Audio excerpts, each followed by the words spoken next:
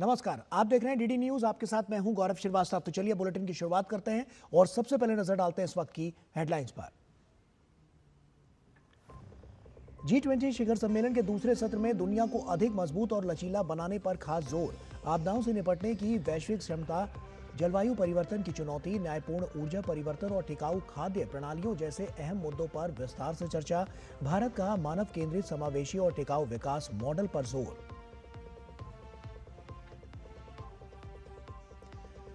प्रधानमंत्री नरेंद्र मोदी ने G20 leaders summit में मादक पदार्थों, आतंकवाद के गठजोड़ का मुकाबला करने के लिए G20 पहल का रखा प्रस्ताव। समिट के पहले दिन G20 जोहान्सबर्ग घोषणा पत्र को किया गया स्वीकार। कई वैश्विक नेताओं से भी मिले पीएम।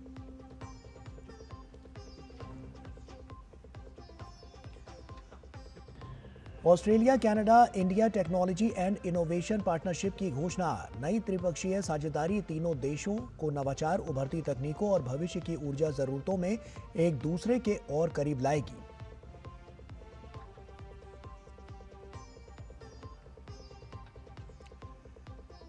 एसआईआर को लेकर घमासान जारी। बीजेपी ने ममता बनर्जी पर लगाया तुष्टीकरण का आरोप। कहा, घुसपैठियों के वापस जाने से ममता क्यों परेशान। अखिलेश यादव और कांग्रेस के विरोध को भाजपा ने बताया राजनीति से प्रेरित।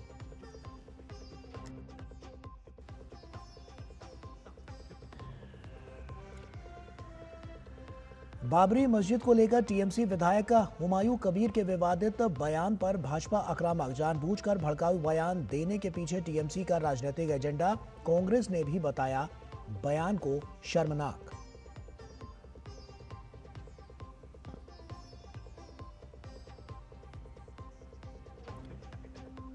एशेज में ऑस्ट्रेलिया का चमत्कार। 2 दिन में 8 विकेट से जीता टेस्ट। ट्रेविस हेड ने खेली 123 रनों की शतकीय पारी। सीरीज में बनाई 1-0 की बढ़त।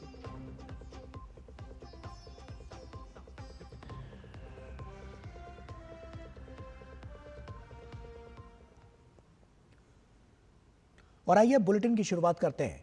G20 लीडर्स समिट के पहले सत्र को संबोधित करते हुए प्रधानमंत्री ने प्रगति और प्रकृति के बीच सामंजस्य के लिए भारत के सभ्यतागत ज्ञान पर आधारित एकात्म मानववाद के विचार को रेखांकित किया। पीएम ने कहा कि भारत की G20 अध्यक्षता के दौरान की गई पहल को G20 जोहान्सबर्ग में आगे बढ़ाया गया है। पीएम ने स्किल्ड माइग्रेशन, पर्यटन, खाद्य सुरक्षा, कृत्रिम बुद्धिमत्ता, डिजिटल अर्थव्यवस्था, नवाचार और महिला सशक्तिकरण के क्षेत्रों में दक्षिण अफ्रीका की अध्यक्षता में किए गए कार्यों की सराहना की।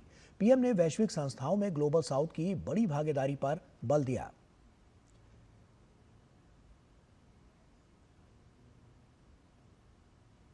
और प्रधानमंत्री ने कुछ कार्य योजनाओं का प्रस्ताव भी रखा। इनमें G20 वैश्विक पारंपरिक ज्ञान भंडार पहल शामिल है। पीएम ने इस संबंध में समृद्ध भारतीय परंपरा को रेखांकित किया। पीएम ने कहा कि इससे हमें अपने सामूहिक ज्ञान को बेहतर स्वास्थ्य और कल्याण की दिशा में आगे बढ़ाने में मदद मिलेगी। पीएम ने भारत की G20 अध्यक्षता में अफ्रीकी संघ को स्थायी सदस्य बनाए जाने का जिक्र किया।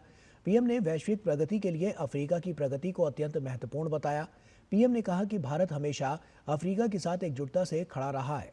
पीएम ने G20 अफ्रीका कौशल गुणक पहल का प्रस्ताव रखा। पीएम ने कहा कि हमारा सामूहिक लक्ष्य अगले दशक के भीतर अफ्रीका में 10 लाख प्रमाणित प्रशिक्षक तैयार करना होना चाहिए। प्रधानमंत्री ने एक G20 वैश्विक स्वास्थ्य सेवा प्रतिक्रिया दल के गठन का भी प्रस्ताव रखा। पीएम ने कहा कि हमारा प्रयास G20 देशों के प्रशिक्षित चिकित्सा विशेषज्ञों की टीमें बनाना होना चाहिए, जो किसी भी आपात स्थिति में तुरंत तैनाती के लिए तैयार रहें। पीएम ने अपने संबोधन में मादक पदार्थों, आतंकवाद के गठजोड़ का मुकाबला करने के लिए G20 पहल का भी प्रस्ताव रखा। इसका उद्देश्य इस खतरनाक गठजोड़ को तोड़ना है। दक्षिण अफ्रीका के जोहान्सबर्ग में आयोजित G20 शिखर सम्मेलन में आपदाओं, जलवायु परिवर्तन और ऊर्जा परिवर्तन के साथ साथ मजबूत खाद्य प्रणालियों को सुनिश्चित करने के लिए एक लचीली दुनिया के निर्माण पर केंद्रित दूसरे सत्र को संबोधित किया। प्रधानमंत्री मोदी ने कहा कि भारत इन सभी मोर्चों पर सक्रिय रूप से काम कर रहा है और एक ऐसे भविष्य का निर्माण कर रहा है जो मानव केंद्रित और समावेशी हो। भारत स्थिरता और स्वच्छ ऊर्जा के लिए पूरी तरह से प्रतिबद्ध है। यही कारण है कि भारत पुनर्चक्रण, शहरी खनन, सेकेंड लाइफ बैटरियों और इससे जुड़े नवाचारों को बढ़ावा देने के लिए G20 क्रिटिकल मिनरल्स सर्कुलेटरी पहल का भी प्रस्ताव रखता है। प्रधानमंत्री मोदी ने कहा कि जलवायु परिवर्तन का सबसे प्रतिकूल प्रभाव हमारे कृषि क्षेत्र पर पड़ रहा है। जिससे खाद्य सुरक्षा प्रभावित हो रही है। इस संबंध में उन्होंने बताया कि कैसे भारत दुनिया के सबसे बड़े खाद्य सुरक्षा और पोषण सहायता कार्यक्रम, दुनिया की सबसे बड़ी स्वास्थ्य बीमा योजना और फसल बीमा योजना के माध्यम से इन चुनौतियों का समाधान कर रहा है। भारत पौष्टिकता से भरपूर श्री अन्न या मोटे अनाजों को बढ़ावा देने में भी अग्रणी है। और वहीं इससे पहले प्रधानमंत्री का सम्मेलन स्थल पहुंचने पर गर्मजोशी से स्वागत हुआ। राष्ट्रपति सिरिल रामाफोसा ने प्रधानमंत्री मोदी का अभिनंदन नमस्ते करके किया। पीएम ने सम्मेलन से में जुटे कई विश्व नेताओं से भी बातचीत की। प्रधानमंत्री की ब्राजील के राष्ट्रपति लुला दा सिल्वा, अबू धाबी के क्राउन प्रिंस खालिद बिन मोहम्मद बिन जायद, दक्षिण कोरिया के राष्ट्रपति ली जे मियांग और इटली की प्रधानमंत्री जॉर्जिया मेलोनी के साथ साथ कई देशों के नेताओं से मुलाकात हुई। इस बार का G20 शिखर सम्मेलन कई मायनों में खास है। अफ्रीका में आयोजित होने वाला यह पहला G20 शिखर सम्मेलन है। 2023 में भारत की G20 की अध्यक्षता के दौरान अफ्रीकी संघ G20 का सदस्य बना था। इस वर्ष के G20 का विषय एकजुटता, समानता और स्थिरता है। G20 लीडर समिट के पहले दिन जोहान्सबर्ग घोषणा पत्र स्वीकार कर लिया गया।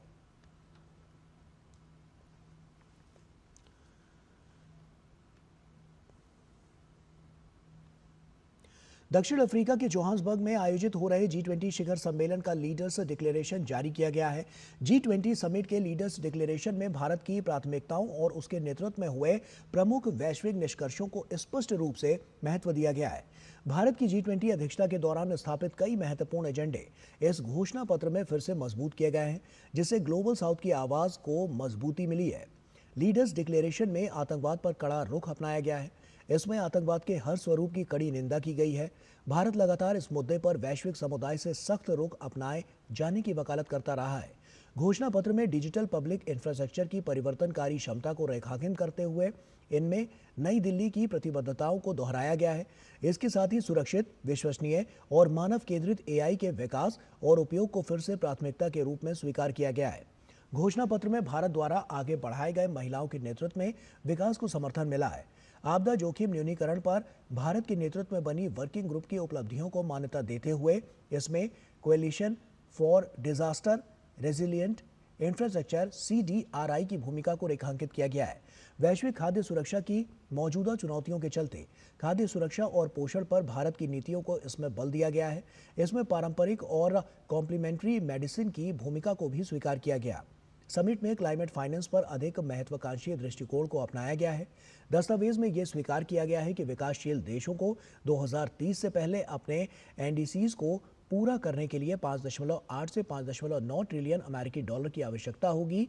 टिकाऊ उपभोग, उत्पादन और लाइफस्टाइल फॉर एनवायरनमेंट को मेन स्ट्रीम में लाने पर भी जोर दिया गया।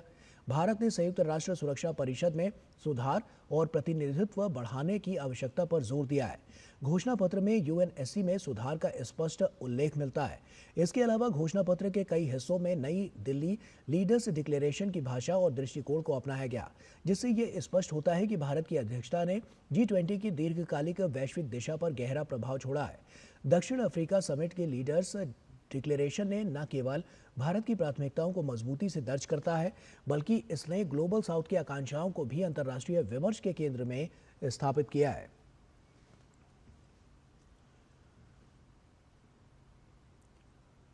और वहीं दक्षिण अफ्रीका के जोहान्सबर्ग में ऑस्ट्रेलिया कनाडा भारत प्रौद्योगिकी और नवाचार साझेदारी पहल की घोषणा हुई।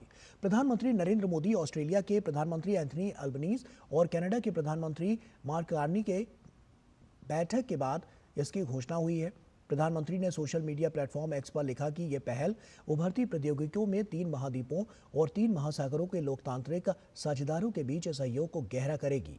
पीएम ने लिखा कि यह पहल आपूर्ति श्रृंखलाओं के विविधीकरण, स्वच्छ ऊर्जा और AI को व्यापक रूप से अपनाने में सहायता प्रदान करेगी।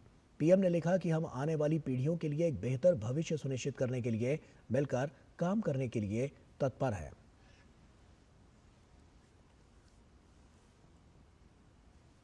और पीएम मोदी ने G20 शिखर सम्मेलन में दक्षिण अफ्रीका के राष्ट्रपति सिरिल रामाफोसा से मुलाकात की। प्रधानमंत्री ने सोशल मीडिया प्लेटफॉर्म X पर इस मुलाकात की तस्वीर शेयर की है। प्रधानमंत्री नरेंद्र मोदी ने रामाफोसा को गर्मजोशी से स्वागत करने और समिट को ऑर्गेनाइज करने के लिए आभार व्यक्त किया।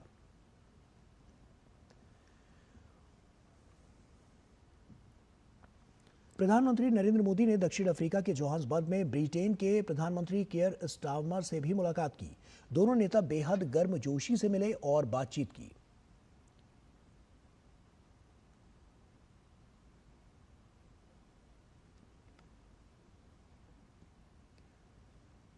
प्रधानमंत्री नरेंद्र मोदी ने जोहान्सबर्ग में फ्रांस के राष्ट्रपति इमैनुअल मैक्रों से मुलाकात की। दोनों नेताओं ने गर्मजोशी भरे माहौल में बातचीत की।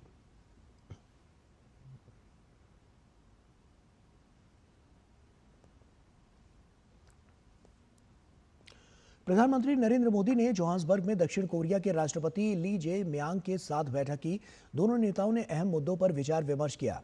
बैठक में आर्थिक और निवेश संबंधों को और प्रगाढ़ बनाने पर भी चर्चा हुई।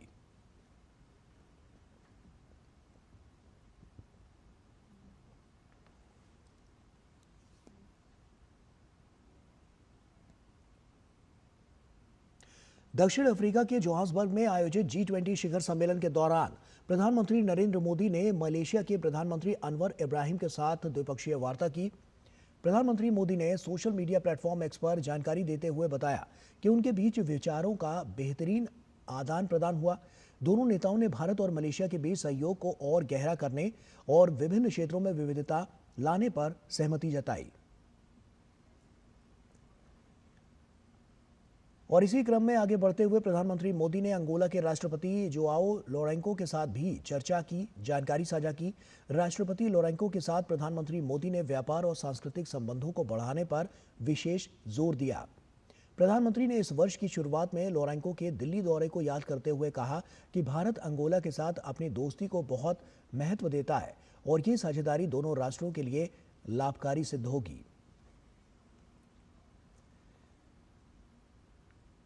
शिखर सम्मेलन के दौरान मुलाकातों का सिलसिला जारी रखते हुए प्रधानमंत्री मोदी ने सिंगापुर के प्रधानमंत्री लॉरेंस वोंग से भी मुलाकात की। उन्होंने इस बातचीत को अत्यंत फलदायी बताया और कहा कि भारत सिंगापुर साझेदारी विकास और स्थिरता के लिए एक प्रमुख कारक है। दोनों नेताओं ने क्षेत्रीय स्थिरता और आपसी हितों पर चर्चा की। पीएम मोदी ने विश्वास जताया कि ये संवाद भविष्य में दोनों देशों के संबंधों को और अधिक मजबूत करेगा। इसके साथ ही प्रधानमंत्री मोदी ने वियतनाम के प्रधानमंत्री फाम मिन चिन के साथ भी एक अहम बैठक की। जोहान्सबर्ग में हुई इस मुलाकात के बाद प्रधानमंत्री मोदी ने एक्स पर कहा कि भारत और वियतनाम के बीच एक मजबूत और भविष्य उन्मुख दोस्ती के प्रति उनकी प्रतिबद्धता अटूट है।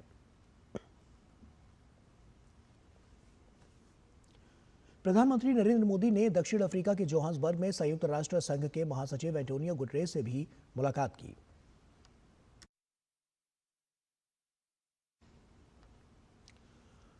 और वहीं विदेश मंत्रालय के प्रवक्ता रणधीर जायसवाल ने सोशल मीडिया पर पोस्ट करते हुए लिखा कि भारत, ऑस्ट्रेलिया और कनाडा ने आज तकनीक और नवाचार की दुनिया में एक नया अध्याय शुरू किया है।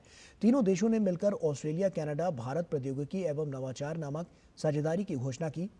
तीनों देश अब मिलकर नई तकनीक, शोध और नवाचार के क्षेत्रों में सहयोग करेंगे।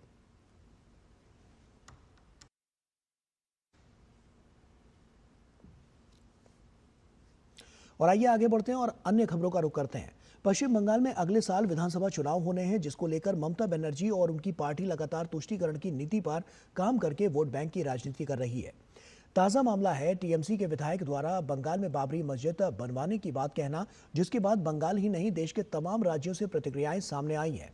बीजेपी सहित एनडीए के नेताओं ने टीएमसी और ममता दीदी को जमकर घेरा है और कहा है कि मुस्लिम परस्त नीति के चलते ममता बनर्जी किसी भी हद तक जा सकती हैं। पश्चिम बंगाल में घुसपैठियों को पनाह देने को लेकर घिरी तृणमूल कांग्रेस की सरकार एक बार फिर अपने नेताओं के बिगड़े बयानों के चलते कटघरे में है। हालिया मामले में टीएमसी नेता हुमायूं कबीर के बाबरी मस्जिद को लेकर दिए गए बयान से राजनीति गर्मा गई है और पूरे मामले पर भाजपा आक्रामक है। भारत की धरती पर विदेशी आक्रमणकारी के नाम पर एक भी ईंट कहीं भी नहीं रखने दी जाएगी। और जो इस प्रकार की बात कर रहे हैं वो घुसपैठियों के सब संरक्षक हैं और घुसपैठियों के खिलाफ पूरे देश में अभियान चल रहा है कि एक भी घुसपैठी भारत में नहीं रहने दिया जाएगा। दूसरी बाबरी मस्जिद हिंदुस्तान में नहीं बनेगी, लेकिन ममता बनर्जी को लग रहा है चुनाव में ध्रुवीकरण करना है, चुनाव में विवाद पैदा करना है, हिंदू मुसलमान में दरार पैदा करना है। इसलिए जानबूझकर अपने विधायक हुमायूं कबीर के जरिए वो बाबरी मस्जिद के निर्माण का काम शुरू करा रही हैं। यह केवल राजनीतिक इच्छा है उनकी कि वह केवल हिंदुओं का वोट नहीं चाहिए, मुसलमान उनकी एक छत के नीचे आ जाएं, मुसलमान आ जाए, मुसलमानों को अधिकार है किसको वोट दें, लेकिन बाबरी मस्जिद बंगाल में नहीं बनेगी। तृणमूल कांग्रेस के विधायक हुमायूं कबीर के बयान पर विश्व हिंदू परिषद दिल्ली के महासचिव सुरेंद्र गुप्ता ने भी नाराजगी जाहिर करते हुए इसे पूरी तरह तुष्टीकरण की राजनीति बताया है। भारत के सभी मुसलमान भी इससे सहमत नहीं होंगे, पर कुछ ऐसे हैं कि जो अभी भी शायद बाबर को अपना पूर्वज मान करके चल रहे हैं। तो ऐसे लोग या राजनीतिक कारणों से मैं कहूँगा कि ऐसे लोग इस प्रकार की घोषणाएं करते रहते हैं। वहीं मामले को लेकर टीएमसी पर कांग्रेस भी हमलावर है। ऐसे बयानों को लेकर कांग्रेस भी तृणमूल कांग्रेस पर धर्म के नाम पर राजनीति करने का आरोप लगा रही है। जो भी सांप्रदायिक बात करते हैं, चाहे वो इधर से करें चाहे वो उधर से करें, वो नफरत की बात हमेशा नुकसान देगी। और मुसलमान को समझना चाहिए कि नफरत का नुकसान सबसे ज़्यादा मुसलमान झेलता है। ये मुसलमान को समझ में आना चाहिए। बिल्कुल गलत बात है इस तरह की बात करना। अभी वो एक दफ़ा हो गया ना, बाबरी समाप्त हो गया, अभी बार बार वो निकाल लेना और उसके बारे में बोलना मेरे ख्याल से गलत बात है। मस्जिद बनाना मजा नहीं है ना, बाबरी मस्जिद वहाँ का बाबर है क्या? वोट बैंक बचाने के लिए लोगों को गुमराह करने की कोशिश के आरोपों के बीच टीएमसी नेता के विवादित बयान से बतौर मुखिया ममता बनर्जी के रवैये पर भी सवाल खड़े हो रहे हैं। Bureau report, DD news. देश के 12 राज्यों में एसआईआर की प्रक्रिया जारी है, लेकिन पश्चिम बंगाल में इसको लेकर सियासी विरोध तेज होता जा रहा है। ममता बनर्जी और उनकी पार्टी एसआईआर को रोकने की मांग कर रही है, तो बीजेपी ने इसे जारी रखने की बात कही है और टीएमसी पर घुसपैठियों के पक्ष में काम करने का आरोप लगाया है। बंगाल में जब से एसआईआर शुरू हुआ है, उसके बाद से हजारों की संख्या में अवैध बांग्लादेशी घुसपैठिए वापस बांग्लादेश जा रहे हैं, जो ये बताने के लिए काफी है कि आखिर सीमावर्ती राज्यों में एसआईआर क्यों जरूरी है। और इस बीच सपा और कांग्रेस जैसे दलों ने भी एसआईआर के खिलाफ फिर से सुर अलापने शुरू कर दिए हैं, लेकिन एनडीए के दलों ने देश विरोधी सोच को लेकर विपक्षी दलों को घेरा है। पश्चिम बंगाल में वोटर लिस्ट की गहन पुनरीक्षण की प्रक्रिया यानी एसआईआर को लेकर लगातार सियासी बवाल जारी है। ममता बनर्जी के एसआईआर को लेकर चुनाव आयोग को पत्र के बाद शुभेंदु अधिकारी द्वारा लिखी चिट्ठी से सियासी घमासान जारी है। वहीं इस बीच चुनाव आयोग की टीम ने पश्चिम बंगाल के कई अधिकारियों के साथ बैठकें की, तो एसआईआर को लेकर जरूरी निर्देश भी जारी किए। इस बीच टीएमसी नेताओं ने फिर से चुनाव आयोग की टीम से मिलकर एसआईआर की प्रक्रिया को रोकने की मांग करने से राज्य सरकार पर कई सवाल खड़े हो रहे हैं।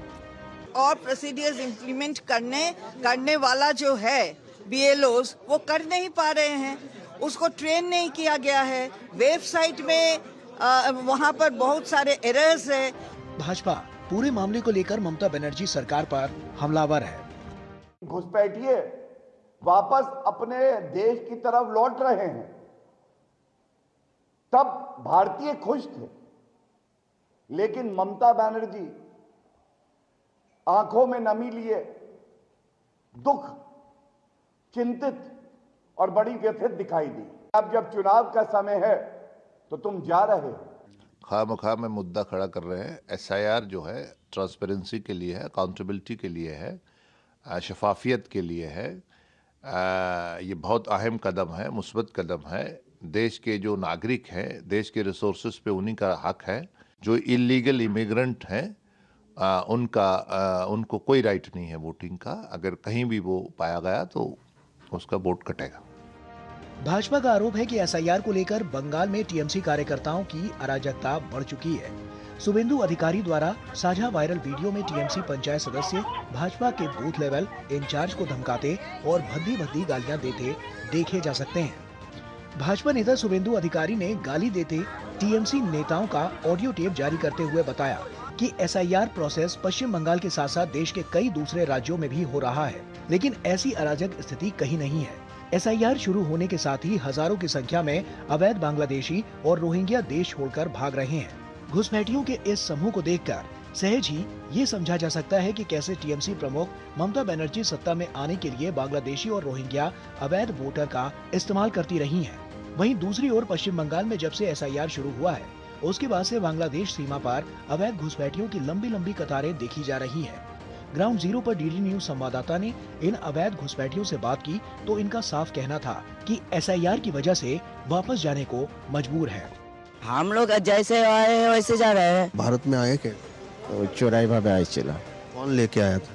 वो लेके एक ठेकेदार आनचिलो पे आके मैं तमिलनाडु गया, पानी से तैर के आया था। तैर के आए थे? कितने बजे था? रात को? हाँ ऐसे। जो 10 साल 15 साल पहले आए हुए यहाँ वोटर बने हैं, कैसे भी वोटर बने, वो अगर यहाँ जैसे उनको राशन मिल रहा है, जो आप लक्ष्मी भंडार बोल रहे हैं, कुछ भी मिल रहा है ना, ऐसे हर आदमी जो यहाँ आ रहा है हाकीमपुर में, ये सारे बंगाल का आदमी नहीं है, बंगाल का बाहर भी रहता है। जहां बंगाल में एसआईआर को लेकर ममता बनर्जी और उनकी पार्टी विरोध कर रही है, तो यूपी में सपा प्रमुख अखिलेश यादव ने भी एसआईआर पर सवाल खड़े किए हैं। वहीं दूसरी ओर अब कांग्रेस पार्टी भी दिल्ली में एसआईआर के खिलाफ रैली करने की बात कर रही है, जिसे लेकर बीजेपी सहित एनडीए नेताओं ने कांग्रेस पर हमला बोला है। बिहार के चुनाव से पहले इन्होंने खूब कार्यक्रम किए, यात्राएं करी वोट चोरी को लेकर। जितनी बार ये चोरी करेंगे या जितनी बार ये इस प्रकार की भाषा इस्तेमाल करेंगे, उतना इनका सूफड़ा साफ होगा। 14 दिसंबर की जो मेरी जानकारी है, रैली में सिर्फ कांग्रेस पार्टी की रैली है, इंडी अलायंस उसमें हिस्सेदार भी नहीं, बाकी जो घटक दल हैं उसमें हिस्सेदारी भी नहीं कर रहे। एसआईआर को लेकर जिस तरह घुसपैठियों में खलबली मची हुई है, वहीं एसआईआर को विपक्षी खास तौर से टीएमसी सरकार का रवैया सवालों के घेरे में है। Bureau report, DD news.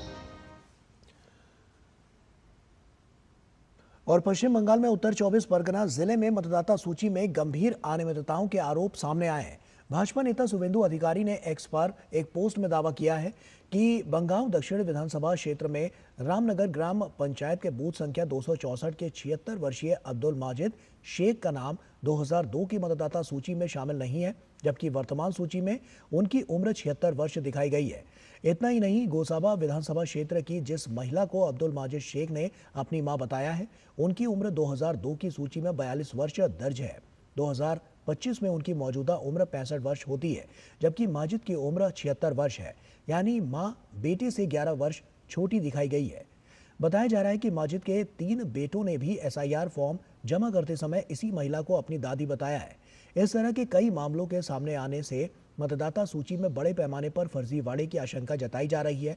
Suvendu अधिकारी ने आरोपों की पुष्टि होने पर चुनाव आयोग से कठोर कार्रवाई की मांग की है।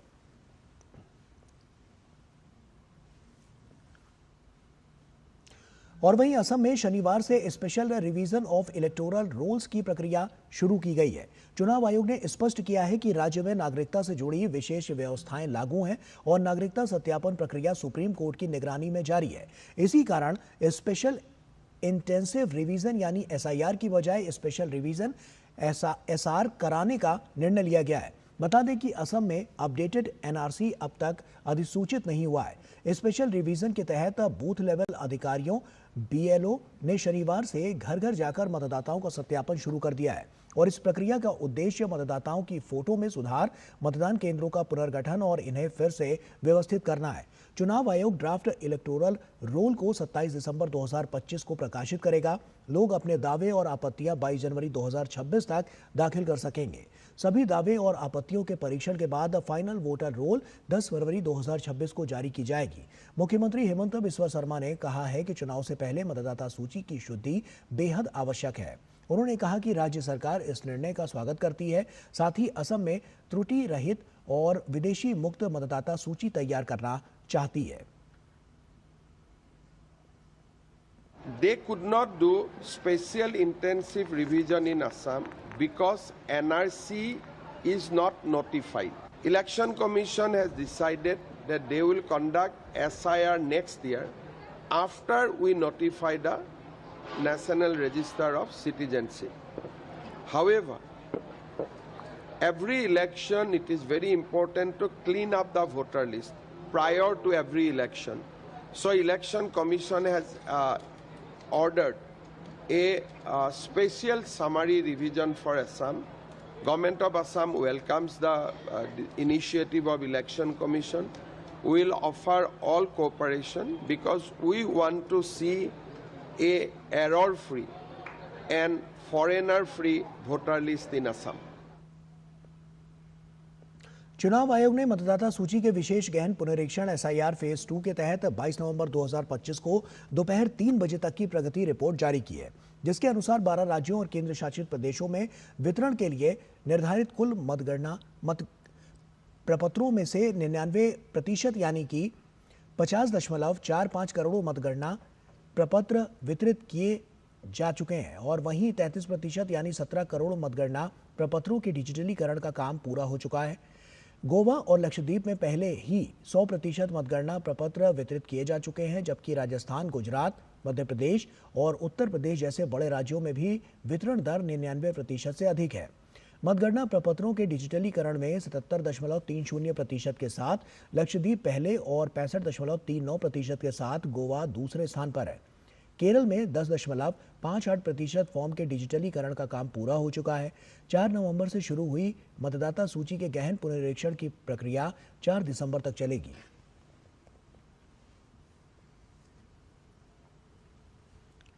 उधर कर्नाटक में सीएम की कुर्सी को लेकर सियासी रार देखने को मिल रही है। सीएम सिद्धारमैया मल्लिकार्जुन खड़गे के निवास स्थान पर पहुंचे हैं।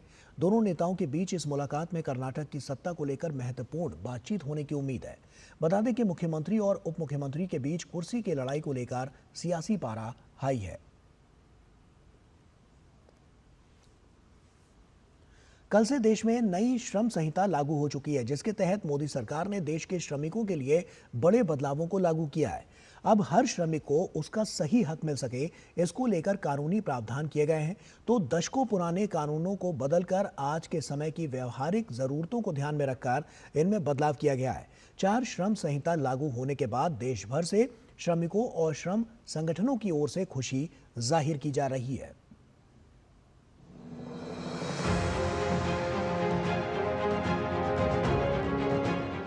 केंद्र सरकार ने एक ऐतिहासिक कदम उठाते हुए देश की 4 श्रम संहिताओं को लागू कर दिया है। इन संहिताओं के लागू होने से 29 पुराने श्रम कानूनों को सरल, आधुनिक और एकीकृत ढांचे में बदल दिया गया है। सरकार के इस ऐतिहासिक फैसले का हर तरफ स्वागत हो रहा है। शासन ने जो निर्णय लिया है, एक जैसा कीमान वेतन मिलना चाहिए, वो मिलने वाला है। जो भी उन्होंने निर्णय लिया हुआ है वो ऐतिहासिक निर्णय है। जो हमारे कामगार बांधव है, जो हमारे उनके जो परिवार है, उनको ईएसआईसी का लाभ मिलने वाला है। जो लेडीज है तो उनको भी जेंट्स जितनी ही सैलरी मिले, ये एक बहुत अच्छा प्रावधान किया है। आने वाले समय में अगर ये सही से सारे 4 लेबर कोड भारत में इम्प्लीमेंट होते हैं तो ये भारत के श्रम बाजार को और लचीला बनाएगा। योजना आया है हम लोग के लिए सही है, प्रधानमंत्री जी योजना लाए हैं हम लोग के लिए सही है और जो समय स्थिति आप पेमेंट भी मिल जाएगा। नरेंद्र मोदी प्रधानमंत्री साहब को धन्यवाद देना चाहता हूं कि श्रमिक अधिकार का जो नया नियम लगाए उनके लिए मोदी जी ने सर्वे बंधु सुखिना सर्वे संतु निरामय। तो वेतन के बारे में जो इन्होंने एक प्रयास किया है, अच्छा प्रयास है। वेतनमान इतना होना चाहिए कि आदमी का जीवन यापन अच्छे से हो सके और दूसरा ये है कि वेतन जो है समय पे दिया जाए। ठीक है। तीसरा ऐसा पॉइंट है कि महिला है जो है वो नाइट शिफ्ट भी कर सकती है। सभी श्रमिकों को पीएफ, ईएसआईसी, बीमा और सामाजिक सुरक्षा मिलेगी। न्यूनतम वेतन भी सुनिश्चित होगा। मोदी जी ने श्रमिकों के लिए जो कार्य किए हैं उनकी हम बहुत ही सराहना करते हैं। 100% जो जोखिम वाला काम करते हैं उसको सुरक्षा मिलेगी। कई श्रमिकों को हेल्थ इंश्योरेंस मिलेगा। लेबर एक्ट इंश्योरेंस चालू किया, हम लोग धन्यवाद देता है लेबर प्रधानमंत्री को। नया जो श्रमिक कानून आज केंद्र सरकार लागू किया गया है, ये निजी क्षेत्र और सरकारी क्षेत्रों को बराबर का मौका देने के लिए लाया गया है। प्रधानमंत्री जी ने जो नया योजना श्रमिक के लिए निकाला है 100% इंश्योरेंस के लिए, और जो हम लोगों के रिस्क के लिए है, उसके लिए मैं उनको बहुत बहुत धन्यवाद देता हूँ। मेरे को बहुत अच्छा लगा ये जो गवर्नमेंट ने नया इनिशिएटिव लिया है, लेबर लॉज है एंड द रिफॉर्म्स जो गवर्नमेंट ने करे हैं स्पेशली गिग वर्कर्स के लिए।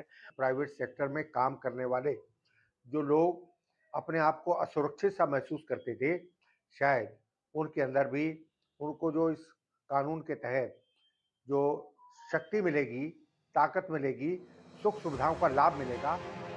भारत के 15 सेंट्रल ट्रेड यूनियन संगठनों के एक ज्वाइंट फोरम ने लेबर कोड्स के लागू होने का स्वागत किया है।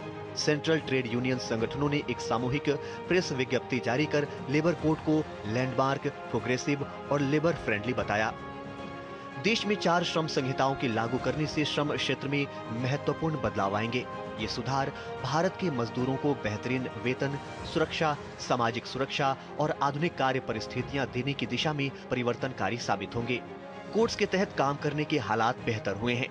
काम के घंटों पर हफ्ते में 48 घंटे की लिमिट, ओवर टाइम के लिए 2 गुनी सैलरी, मिनिमम वेज प्रोटेक्शन को बढ़ाया गया है क्योंकि पहले सिर्फ शेड्यूल्ड एम्प्लॉयमेंट वाले सभी एम्प्लॉय ही कवर होते थे। नए लेबर कोड हड़ताल के अधिकार पर असर नहीं डालते हैं। ये कोड बातचीत से झगड़े सुलझाने को बढ़ावा देते हैं, जिससे काम में रुकावट, मैन डेज और प्रोडक्शन का नुकसान कम होता है। मजदूरों के अधिकार पूरी तरह सुरक्षित रहते हैं। सभी कोर्ट में सजा के नियमों को आसान बनाया गया है। कलेक्टिव बार्गेनिंग को मजबूत करने के लिए कोड यूनियनों के खिलाफ सजा को अपराधी की श्रेणी से हटाया गया है और पहली बार एक नेगोशिएटिंग यूनियन नेगोशिएटिंग काउंसिल को मान्यता दी गई है। इससे मजदूरों की बार्गेनिंग पावर बढ़ती है। फिक्स टर्म एम्प्लॉयमेंट के तहत कर्मचारियों को एम्प्लॉयर खुद सीधे कुछ समय के लिए रेगुलर पोस्ट पर रखता है। ये कर्मचारी एक परमानेंट कर्मचारी के सभी फायदे के पात्र हैं, जिसमें 1 साल या उससे ज्यादा लगातार सर्विस पूरी करने पर प्रोफेशनल बेसिस पर ग्रेच्युटी भी शामिल है। इससे कॉन्ट्रैक्ट पर काम कम होगा। इंडस्ट्रियल रोजगार के तहत ले ऑफ, छंटनी और बंद करने की पहले से इजाजत वाले कामगारों की सीलिंग 100 से बढ़ाकर 300 कर दी गई है। ये नियम इंडस्ट्रियल एस्टेब्लिशमेंट के डायरेक्ट पेरोल पर ज्यादा वर्क्स को लाकर रोजगार को फॉर्मलाइजेशन बढ़ाने के मकसद से बनाया गया है। सामाजिक सुरक्षा संहिता 2020 महिला श्रमिकों सहित असंगठित श्रमिकों को जीवन और विकलांगता कवर, स्वास्थ्य और मातृत्व लाभ और वृद्धावस्था सुरक्षा कवरेज जैसे सामाजिक सुरक्षा का विस्तार करके सार्वभौमिक सुरक्षा की दिशा में एक परिवर्तनकारी कदम है। Bureau report, DD news. आगे बढ़ते हैं खबरों में। राष्ट्रपति द्रौपदी मुर्मू हैदराबाद के दौरे पर हैं। उन्होंने पुट्टपर्थी स्थित प्रशांति निलयम में आयोजित श्री सत्य साई बाबा के शताब्दी समारोह में भाग लिया। इस अवसर पर आंध्र प्रदेश के मुख्यमंत्री एन चंद्रबाबू नायडू भी मौजूद रहे। समारोह को संबोधित करते हुए राष्ट्रपति ने कहा कि श्री सत्य साई बाबा ने समाज कल्याण के अनेक कार्य कर मानवता के सामने उत्कृष्ट उदाहरण पेश किया है। राष्ट्रपति ने कहा कि सत्य साई बाबा ने महिलाओं के सशक्तिकरण और शिक्षा के प्रसार के लिए महत्वपूर्ण योगदान दिया है।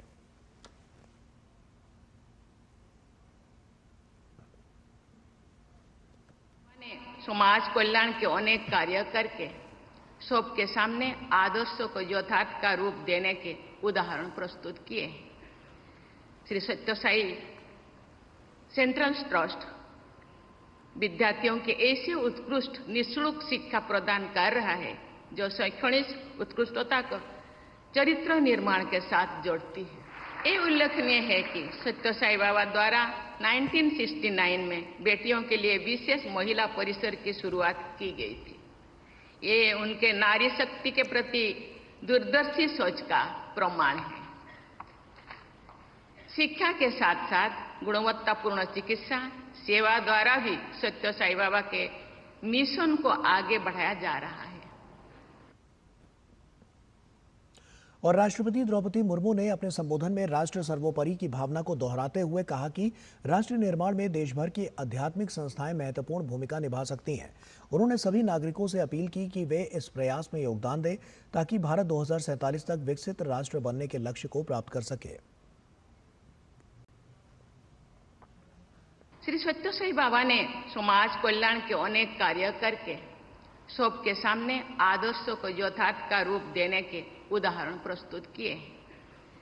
श्री सत्य साई सेंट्रल ट्रस्ट विद्यार्थियों के ऐसे उत्कृष्ट निःशुल्क शिक्षा प्रदान कर रहा है जो शैक्षणिक उत्कृष्टता को चरित्र निर्माण के साथ जोड़ती है। ये उल्लेखनीय है कि सत्य साई बाबा द्वारा 1969 में बेटियों के लिए विशेष महिला परिसर की शुरुआत की गई थी। ये उनके नारी शक्ति के प्रति दूरदर्शी सोच का प्रमाण है। शिक्षा के साथ साथ गुणवत्तापूर्ण चिकित्सा सेवा द्वारा भी सत्य साई बाबा के मिशन को आगे बढ़ाया जा रहा है। और Indian council of agricultural research के तत्वाधान में 6वीं अंतर्राष्ट्रीय एग्रोनॉमी कांग्रेस का आयोजन 24 से 26 नवंबर को राजधानी नई दिल्ली में किया जाएगा। सम्मेलन का उद्घाटन केंद्रीय कृषि मंत्री शिवराज सिंह चौहान करेंगे। सम्मेलन में लगभग देश के साथ साथ 20 देशों के 1000 से ज्यादा कृषि वैज्ञानिक, हितधारक और संगठन शामिल होंगे। Department of agricultural research and education के सचिव और Indian council of agricultural research के महानिदेशक डॉक्टर ML जाट ने कहा कि आगामी सम्मेलन एग्री फूड सिस्टम्स और पर्यावरण संरक्षण पर आधारित सम्मेलन होगा। उन्होंने कहा कि प्रधानमंत्री मोदी जी की प्रेरणा से प्राकृतिक और ऑर्गेनिक कृषि के साथ साथ कृषि में जैव विविधता पर भी ध्यानाकर्षण किया जाएगा। माननीय प्रधानमंत्री जी का जो फोकस है, जो विजन है, वो कहते हैं हमेशा कि we have to break this silos. Now agriculture में we have so many silos and I think we cannot address the complex challenges because there is a complexity of the challenges. So complex challenges cannot be addressed in isolation and in silos. We need a systemic approach to address the complex challenges, and that's why the systems agronomy, the agri-food system whole value chain is something important, and that too toward the environmental stewardship because हमारे पर्यावरण को भी हमें conserve करना है। Environment का मतलब सिर्फ वातावरण ये नहीं है, एनवायरनमेंट का मतलब सॉइल भी है, वाटर भी है, उसमें बायोडाइवर्सिटी भी है। और वहीं डॉक्टर ML जाट ने कहा कि इस वर्ष देश में जहां खाद्यान्नों का रिकॉर्ड उत्पादन हुआ है, वहीं दलहन तिलहन के साथ साथ मिलेट्स के उत्पादन में भी इजाफा हुआ है। डॉक्टर जाट ने कहा कि पराली जलाने के मामले में भी इस वर्ष काफी कमी आई है। उन्होंने कहा कि वर्ष 2020 की तुलना में इस वर्ष पराली जलाने की घटनाओं में 95% तक कमी आई है।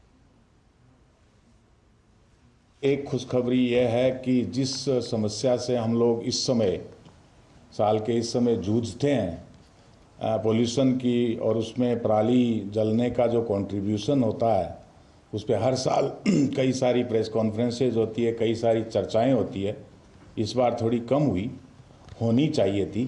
उसका कारण है कम होने का कि अच्छा काम हुआ है, और अच्छा काम ये हुआ है कि पूरे यदि 2020 की तुलना में कंपैरिजन करते हैं इस साल की पराली की जलने पे, तो हम 95% के लगभग पराली जलने को बंद कर चुके हैं। और भारतीय वायुसेना के विंग कमांडर नवांश सयाल के निधन पर सोशल मीडिया पर पोस्ट करते हुए लिखा कि भारतीय वायुसेना विंग कमांडर नवांश सयाल के दुखद निधन पर गहरा शोक व्यक्त करती है, जिन्होंने दुबई एयर शो में हुए दुर्भाग्यपूर्ण तेजस विमान हादसे में अपनी जान गंवा दी। वे एक बहादुर और मेहनती फाइटर पायलट थे। उन्होंने देश की सेवा पूरी निष्ठा, कौशल और जिम्मेदारी के साथ की। उनके अंतिम विदाई में UAE के अधिकारी, उनके साथी, दोस्त और भारतीय दूतावास के अधिकारी भी मौजूद थे। भारतीय वायुसेना इस गहन दुख की घड़ी में उनके परिवार के साथ एकजुटता से खड़ी है और उनके साहस, समर्पण और सम्मान की विरासत का सम्मान करती है। उनकी सेवा को कृतज्ञतापूर्वक याद किया जाए। सरदार वल्लभ भाई पटेल की 150वीं जयंती पर आज देश भर में यूनिटी मार्च का आयोजन किया गया। दिल्ली से लेकर तमाम राज्यों के बड़े बड़े शहरों से लेकर अनेकों जगहों पर इन मार्च में तमाम केंद्रीय मंत्रियों से लेकर विभिन्न राज्यों के मुख्यमंत्री भी शामिल हुए। इन कार्यक्रमों के द्वारा एक भारत श्रेष्ठ भारत का संकल्प दोहराया गया, तो स्वच्छता, स्वदेशी और मजबूत भारत के लिए राष्ट्रीयता की भावना का संचार भी किया गया। सरदार वल्लभ भाई पटेल की 150वीं जयंती के अवसर पर देश भर में सरदार एट 150 यूनिटी मार्च का आयोजन किया गया। दिल्ली से लेकर गुजरात और पंजाब से लेकर उत्तर प्रदेश तक रन फॉर यूनिटी मार्च निकाला गया। नई दिल्ली के NDMC कन्वेंशन सेंटर में भाजपा के राष्ट्रीय अध्यक्ष और केंद्रीय मंत्री JP नड्डा ने एकता मार्च को हरी झंडी दिखाकर कार्यक्रम में हिस्सा लिया। ये यात्रा दिल्ली से गुजरात के केवड़िया के स्टैच्यू ऑफ यूनिटी तक जाएगी। इस अवसर पर उन्होंने कहा कि सरदार पटेल हमें एक भारत श्रेष्ठ भारत, विकसित और आत्मनिर्भर भारत के संकल्प के साथ आगे बढ़ने की प्रेरणा देते रहेंगे। साथ ही इस कार्यक्रम में केंद्रीय श्रम और रोजगार मंत्री मनसुख मांडविया भी शामिल हुए। देश की आजादी के लिए सरदार पटेल जी ने अपना सुख सुविधा का जीवन त्यागा और वो समाज और देश और भारत की आजादी के लिए लग गए और उन्होंने भारत की आजादी में अपने आप को आहूत किया। सही मायने में सरदार पटेल जी को श्रद्धांजलि तभी है जब हम एक भारत श्रेष्ठ भारत, विकसित भारत, आत्मनिर्भर भारत की ओर ले जाने में अपनी जवानी खपा दें। यही उनके लिए सच्ची श्रद्धांजलि। देश में 1200 से अधिक स्थानों पर हम सब सोशल मीडिया में देख रहे हैं, देश के युवा, देश के नागरिक देश की एकता के लिए आत्मनिर्भर भारत का संदेश देते हुए यूनिटी मार्च में जुड़े। देश भर में 1200 से ज्यादा जगहों पर पदयात्रा निकाली गई, जिसमें बच्चों से लेकर बुजुर्गों और बड़ी संख्या में युवाओं ने बढ़ चढ़कर हिस्सा लिया। इस दौरान सभी ने सरदार वल्लभ भाई पटेल को याद करते हुए देश की एकता के लिए आत्मनिर्भर भारत पर जोर दिया। ये एक राष्ट्रव्यापी एकता अभियान है जो सरदार वल्लभ भाई पटेल की 150वीं जयंती पर मनाया जा रहा है। ये भारत को एकजुट करने में उनके अतुलनीय योगदान का प्रतीक है। इसका मकसद देशवासियों में एक भारत और आत्मनिर्भर भारत की भावना को जागृत करना है। देश में एकजुटता, देशभक्ति और नागरिक जिम्मेदारी को बढ़ावा देना भी इसका लक्ष्य है। इस अभियान के जरिए लोगों तक स्वच्छता, स्वदेशी सामान के इस्तेमाल का संदेश भी पहुंचाया जा रहा है। ये अभियान भारत सरकार के युवा कार्यक्रम एवं खेल मंत्रालय की पहल है जो 6 दिसंबर 2025 तक चलेगा। देश भर में आयोजित यूनिटी मार्च में लोगों ने स्वच्छता, स्वदेशी और मजबूत भारत की दिशा में साथ मिलकर आगे बढ़ने का संकल्प लिया।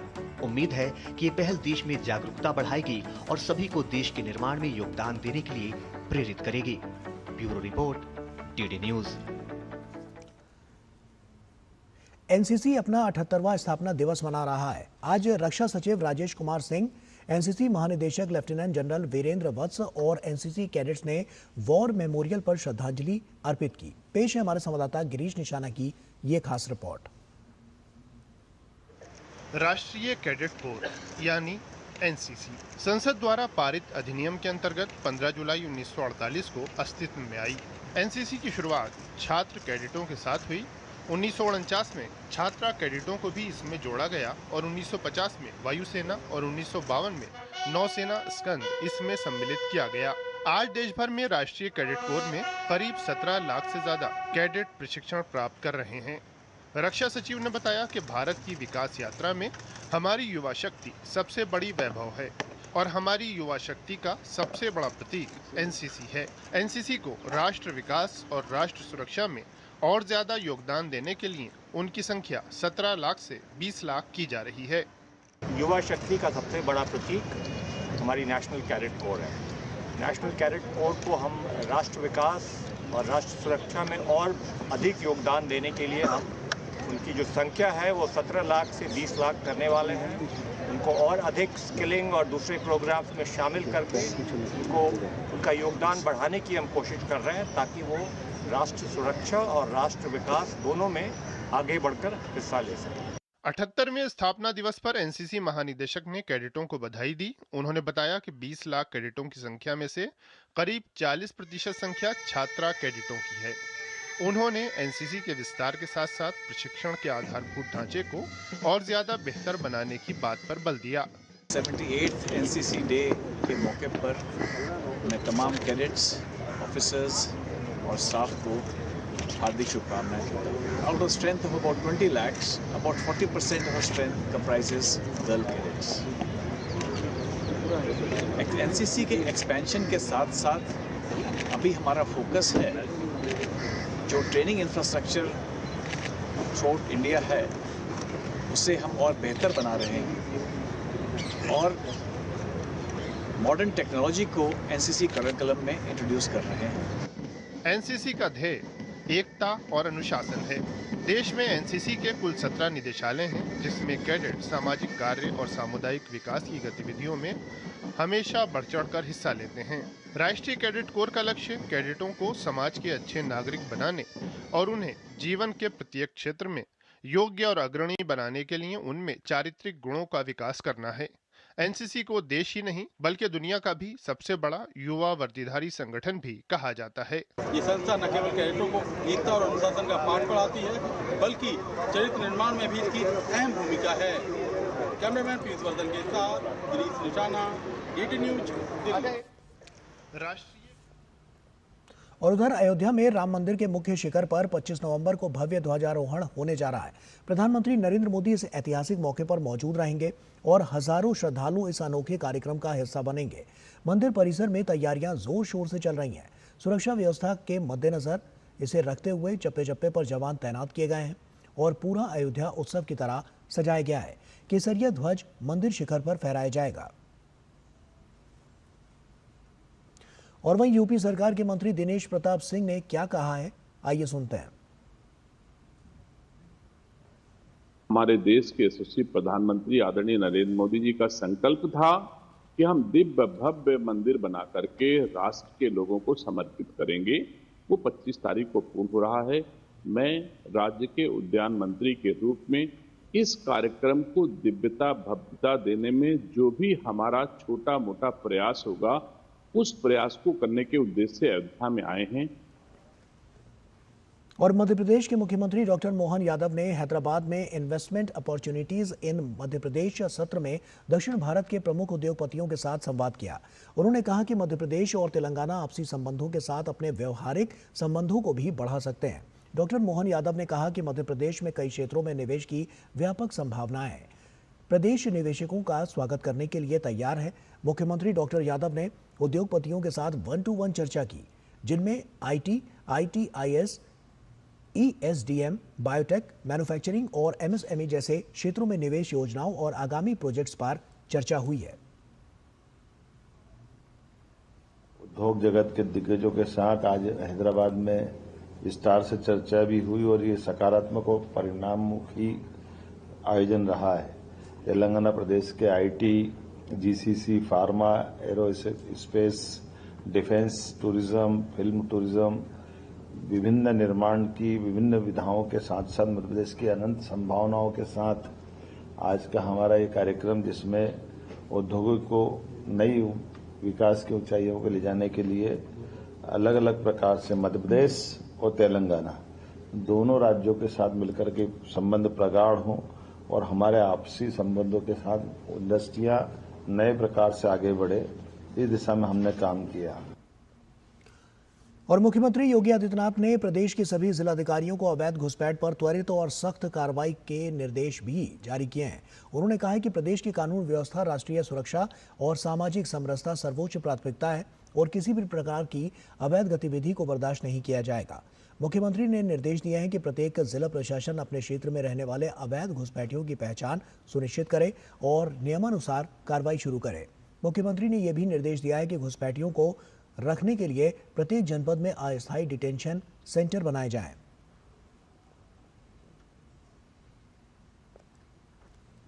दिल्ली सरकार ने सर्दियों के प्रदूषण को काबू करने के लिए ऐतिहासिक पहल की शुरुआत वो करने जा रही है, जिसके अंतर्गत RWA फॉरेस्ट गार्ड और मजदूरों को इलेक्ट्रिक हीटर उपलब्ध कराएगी। दिल्ली की मुख्यमंत्री रेखा गुप्ता ने इसे लेकर कहा है कि सरकार ने RWA को 10,000 इलेक्ट्रिक हीटर वितरित करने का निर्णय लिया है। सीएम ने लोगों से भी इस पहल का समर्थन करने और स्वच्छ वायु अभियान में सहयोग देने की अपील की।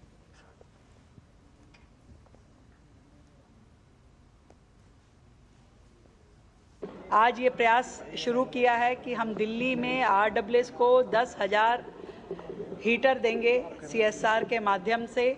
इस प्रयास के द्वारा हमें उम्मीद है कि सभी RWA को हम जागृत कर पाएंगे, प्रेरित कर पाएंगे कि वो अपने अपने एरिया में इस चीज़ का ध्यान रखें कि किसी तरीके की भी लकड़ी ना जले, कोयला ना जले, और उनको इलेक्ट्रिक हीटर दे करके हम अपने चौकीदार भाइयों को एक सहायता देंगे, एक सुविधा देंगे और दिल्ली के प्रदूषण को कम करने में हमारी ओर से मदद मिलेगी। और दिल्ली में बढ़ते प्रदूषण पर एक बार फिर सख्ती शुरू हो गई है। राजधानी में इस समय ग्रैप 3 लागू है और इसके तहत कई अहम पाबंदियां प्रभावी हो गई हैं। ग्रैप 3 के फेज 2 के तहत सरकारी दफ्तरों में 50% कर्मचारियों को वर्क फ्रॉम होम की व्यवस्था लागू की गई है। दिल्ली की सीमाओं पर आने जाने वाले सभी वाहनों की कड़ी निगरानी की जा रही है। साथ ही जहां भी धूल और प्रदूषण की संभावना है, वहां लगातार पानी का छिड़काव कराया जा रहा है ताकि हवा की गुणवत्ता और खराब ना हो। गैप 3 का फेज 2 है, जिसके अंदर जो वर्क फ्रॉम होम है 50% एम्प्लॉयज़ जो हैं वो घर से काम करें। दिल्ली के अंदर DPCC के माध्यम से, हमारी सारी नोडल एजेंसीज के माध्यम से निरंतर हम ऐसी आइडेंटिफाई कर रहे हैं जितने भी हमारे सड़कों के ऊपर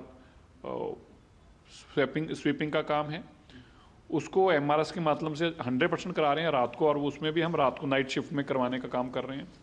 हम दिल्ली के अंदर जितनी कंस्ट्रक्शन हो रही हैं उसको गैप 3 में मॉनिटर कर रहे हैं और अब तक हम कोई लगभग 200 से 1200 ज़्यादा इंस्पेक्शन कर चुके हैं, 200 से ज़्यादा नोटिस दे चुके हैं और 50 को तो हम बिल्कुल बंद शट कर चुके हैं। दिल्ली सरकार ने 25 नवंबर 2025 को सार्वजनिक अवकाश की घोषणा की है। ये दिन गुरु तेग बहादुर साहिब के 350वें शहीदी दिवस के सम्मान के रूप में मनाया जाएगा। मुख्यमंत्री रेखा गुप्ता ने अपने एक्स पोस्ट में इसकी घोषणा की।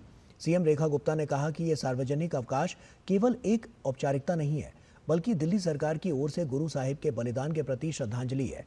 उन्होंने कहा कि गुरु तेग बहादुर जी का जीवन अत्याचार, धार्मिक असहिष्णुता और अन्याय के विरुद्ध खड़े होने का जीवंत उदाहरण है।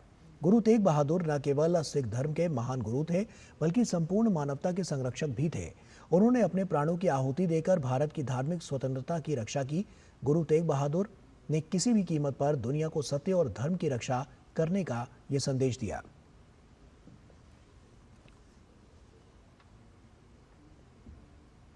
संविधान दिवस का आयोजन हर वर्ष 26 नवंबर को किया जाता है। संविधान निर्माताओं और संविधान के मूल्यों को बढ़ावा देने के लिए केंद्र सरकार ने प्रधानमंत्री नरेंद्र मोदी के नेतृत्व में वर्ष 2015 को इस दिवस को राष्ट्रीय उत्सव के रूप में मनाए जाने की घोषणा की थी। समाज के अलग अलग वर्ग के प्रतिनिधि इस दिवस को बेहद अहम मानते हैं। सुप्रीम कोर्ट के अधिवक्ता हों या फिर विश्वविद्यालयों के प्रोफेसर, सभी बाबा साहेब डॉक्टर BR अम्बेडकर और संविधान के प्रति प्रधानमंत्री मोदी की प्रतिबद्धता की सराहना करते हैं। देश के प्रधानमंत्री और उनकी सरकार लोकतांत्रिक मूल्यों और संविधान के प्रति कितने जागरूक हैं। बाबा साहब का संविधान हमें सबका साथ और सबका विकास की बात करता है। हमें गर्व है अपने संविधान पे और अपने लोकतांत्रिक मूल्यों पर। जय हिंद। 15 में अंबेडकर जी के जन्म को 125 वर्ष हो रहे थे। उस समय प्रधानमंत्री मोदी जी की सरकार ने उनके इस जन्म वर्ष को पूरे देश में एक सेलिब्रेशन के रूप में मनाने का घोषणा किया। इस वर्ष से हर साल 26 नवंबर को हम संविधान दिवस के रूप में मनाएंगे और संवैधानिक मूल्यों को जनता तक पहुंचाएंगे। और दिल्ली में चल रहे अंतर्राष्ट्रीय व्यापार मेले में हर दिन काफी संख्या में दर्शक पहुंच रहे हैं। यहां लद्दाख के उत्पादों ने भी मेले में अपनी अलग पहचान बनाई है, तो वहीं काफी संख्या में हर्बल उत्पाद भी यहां पर देखे जा सकते हैं। जीएसटी की दरें कम होने से व्यापारी वर्ग भी मेले में काफी उत्साहित नजर आ रहा है। मेले में हर दिन राज्य दिवस समारोह में सांस्कृतिक कार्यक्रम भी पेश किया जा रहा है। पेश है हमारे संवाददाता गिरीश निशाना की ये खास रिपोर्ट। दिल्ली के भारत मंडपम में चल रहे 44वें भारत अंतर्राष्ट्रीय व्यापार मेले में काफ़ी संख्या में हर दिन दर्शक पहुंच रहे हैं। लोग यहां जमकर खरीदारी भी कर रहे हैं। अंतर्राष्ट्रीय व्यापार मेले में लद्दाख के उत्पाद भी देखे जा सकते हैं। निखिल जी हमारे साथ हैं। सर, क्या हाथ में ले रखा है आपने? सर, ये लद्दाख की संजीवनी बूटी है। इसका नाम है सी बकथॉर्न और सी बकथॉर्न जाना जाता है अपनी हाई ऑरैक वैल्यू के लिए, यानी हाई एंटीऑक्सीडेंट वैल्यू के लिए। कहा जाता है कि इसमें सेब में 100 ग्राम में 2500 ऑरैक पॉइंट्स होते हैं, अनार में 5000 पॉइंट्स होते हैं और सी बकथॉर्न के अंदर 1.25 लाख पॉइंट्स तक पाए जाते हैं। यानी हम ये कह सकते हैं कि 10 ml सी बकथॉर्न का आपको आधा किलो सेब के बराबर का एंटीऑक्सीडेंट दे सकता है। और इस प्रकार के मौसम में जहाँ पे प्रदूषण इतना ज़्यादा हो रहा है, तो जो ऑक्सीडेंट्स बॉडी में जा कर के डैमेज कर रहे हैं, जो फ्री रेडिकल प्रोड्यूस कर रहे हैं, ऐसे में लोगों को ज़रूरत है हाई एंटीऑक्सीडेंट फूड्स को कंज्यूम करने की। और उसमें सी बकथॉर्न अपने आप में एक बहुत कन्वीनियंट सोर्स बन जाता है लोगों को एंटीऑक्सीडेंट देने का। लगता है किस तरह का रुझान मिल रहा है लोगों का यहाँ पर? हम ट्रेड फेयर में 2 साल पहले से आना शुरू करे थे और 2 साल पहले और पिछले साल तक बहुत ज़्यादा अवेयरनेस नहीं थी, लेकिन जो लोग आते थे वो सुन के एक्साइटेड ज़रूर होते थे। मगर इस साल लोगों में उत्साह कुछ अलग ही देखने को मिल रहा है। लोगों में जागरूकता है, लोग पहले से सी बकथॉर्न के बारे में जान रहे हैं। मेले में काफ़ी संख्या में हर्बल प्रोडक्ट भी देखने को मिल रहे हैं। यहाँ जो महिलाएं हैं काफ़ी खरीदारी करती नजर आ रही हैं। सौंदर्य प्रसाधनों पे काफ़ी भीड़ है। अंगद जी लेकर आए हैं, बात करते हैं। किस तरह का उत्पाद लेकर आए हैं? हाँ जी, हमारा ये हर्बल ब्रांड कलेक्शन जो हम 30 साल से 40 साल से अपने ब्रांड चला रहे हैं, हम यहाँ लाते हैं और हमें बहुत अच्छा रिस्पांस मिलता है। लोगों से सबसे प्यार मिलता है और हम ऐसे ही प्रमोट करते रहे, यही हमारी आशा है हमेशा आते रहे। महिलाओं का किस तरह का रुझान है, क्योंकि वो सौंदर्य प्रसाधनों? बिल्कुल, महिलाएं इंटरेस्टेड हो रही हैं और जो जीएसटी कम हुआ है उससे भी हमें बड़ा लाभ मिला है। शैम्पू पे जो जीएसटी कम हुआ है उससे हमें काफ़ी राहत मिली है और सारे और पावर बढ़ रही है खरीदने की। मेले में रोजाना सांस्कृतिक कार्यक्रमों का भी आयोजन हो रहा है। मध्य प्रदेश ने भी अपना राज्य दिवस समारोह मनाया। इसमें कलाकारों ने रंगारंग सांस्कृतिक कार्यक्रम पेश किए। कैमरामैन आनंद कुमार और श्रीनिवास के साथ गिरीश निशाना, DD न्यूज, दिल्ली। ऑस्ट्रेलिया और इंग्लैंड के बीच पर्थ में एशेज सीरीज की धमाकेदार शुरुआत हुई। पर्थ में खेले गए सीरीज के पहले टेस्ट के दूसरे ही दिन ऑस्ट्रेलिया ने तेज गेंदबाजों के दबदबे वाले मुकाबले के दूसरे ही दिन 8 विकेट से मात देकर सीरीज में 1-0 की बढ़त बना ली। इस मुकाबले में जीत के साथ ही ऑस्ट्रेलिया ने वर्ल्ड टेस्ट चैंपियनशिप के चौथे चक्र की अंक तालिका में अपना दबदबा बरकरार रखा है। पर्थ में खेले गए पहले टेस्ट की पहली पारी में इंग्लैंड की टीम 172 रन बना सकी और इसके बाद उसने शानदार गेंदबाजी करते हुए ऑस्ट्रेलिया को 132 रन पर ढेर कर दिया और 40 रन की बढ़त पहली पारी में हासिल कर ली। इसके बाद दूसरी पारी में भी 164 रन बनाकर ढेर हो गई। ऐसे में जीत के लिए ऑस्ट्रेलिया को 205 रन का लक्ष्य मिला, जिसे उसने ट्रेविस हेड की 83 गेंद में 123 रनों की आतिशी शतकीय पारी की बदौलत 28.2 ओवर में 8 विकेट शेष रहते हासिल कर लिया। इसी के साथ फिलहाल इतना ही। दीजिए इजाजत, नमस्कार।